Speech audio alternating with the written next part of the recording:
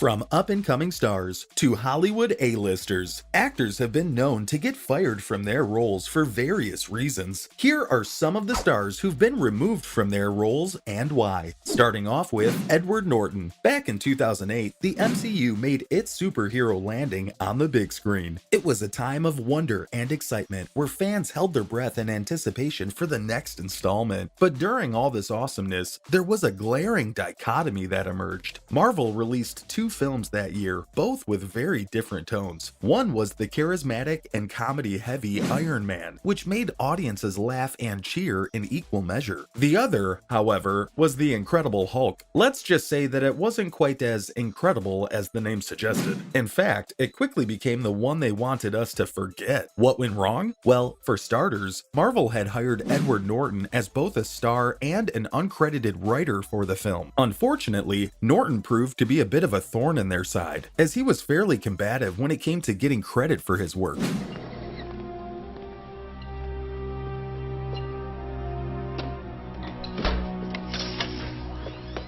Okay, on the table.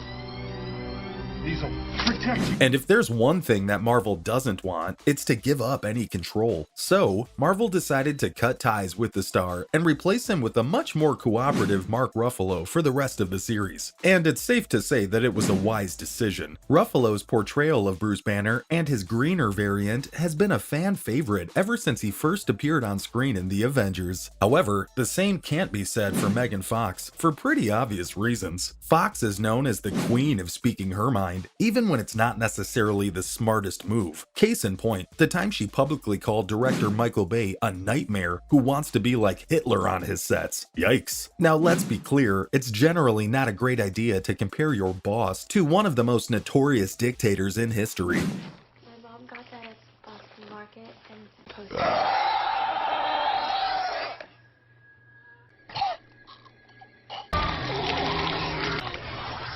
In fact, it's a pretty safe bet that doing so will not end well for you. And so, it's no surprise that she found herself out of a job on Transformers: Dark of the Moon. To make matters worse, she refused to apologize for her remarks, which only made things even more awkward. Eventually, executive producer Steven Spielberg had had enough and pushed for Fox to be replaced with Rosie Huntington-Whiteley. And while Whiteley did a fine job in the role, it didn't exactly make the franchise any better. So, what have we learned from all of this? Well, for one, it's always important to think before you speak, and if you do find yourself in hot water, it's generally a good idea to apologize and try to make things right. Moving on though, we've also got Ryan Gosling, who got his pink slip for being a bit too dedicated to his role. Ah yes, the life of an actor. In the film world, it's common knowledge that your appearance can often play a huge role in whether or not you get a role. It's one of the few jobs where you can legally be fired because of how you look. So, you'd think that actors would be cautious about changing their appearance too drastically once they've landed a part. After all, you wouldn't want to gain 60 pounds without checking in with the director first, right? Well, apparently Ryan Gosling missed that memo. He is funny. He looks like a carrot, honey. Who looks like a carrot? Hi. Who looks like a carrot? Conan.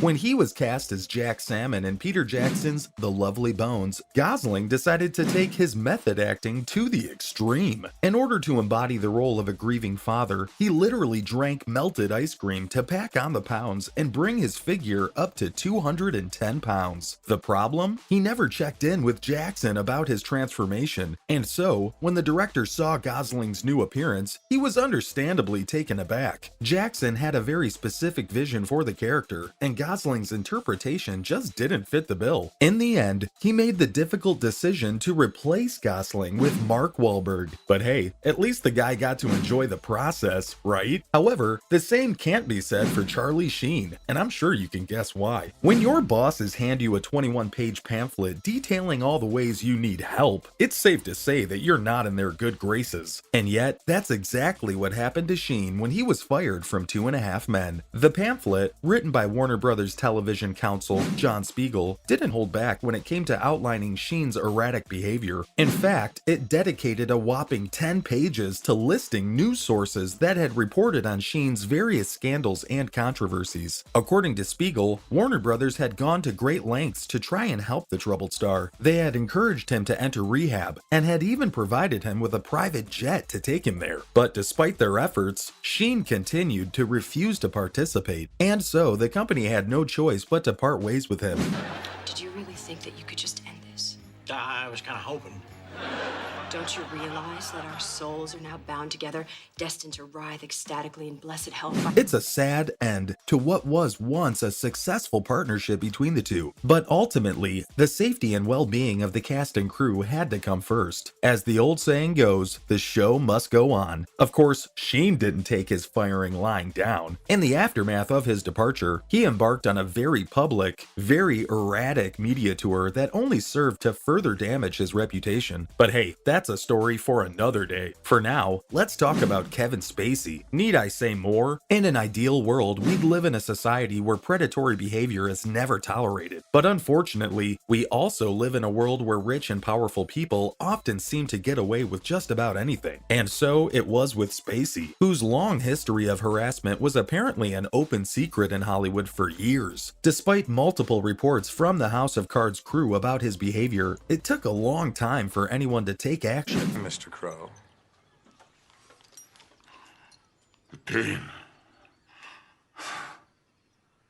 It's gone. I took advantage of the situation. Finally, after the allegations became too numerous and too public to ignore, Netflix decided to kill off Spacey's character and completely disavow the actor. But let's be real, Hollywood has a long way to go when it comes to addressing its culture of abuse and harassment. For every Harvey Weinstein or Kevin Spacey who gets called out, countless others continue to operate with impunity. Let's cleanse our palate a bit by talking about a star who's a whole lot more likable, shall we? That person being, of course, Colin Firth, who was fired for being, get this, too beautiful. Have you ever been told you're just too good for someone or something? It's the classic, it's not you, it's me excuse. And it's usually just a polite way of saying, I don't want to be with you anymore. But in the case of Firth and Paddington, it's actually true. Director Paul King explained that the star's voice was just too beautiful for the role of a living teddy bear. Paddington needed a voice that was a little more, well, bear-like. And while we can all agree that Firth is a good-looking man with a voice I wouldn't mind reading me bedtime stories, he was just too much for the role.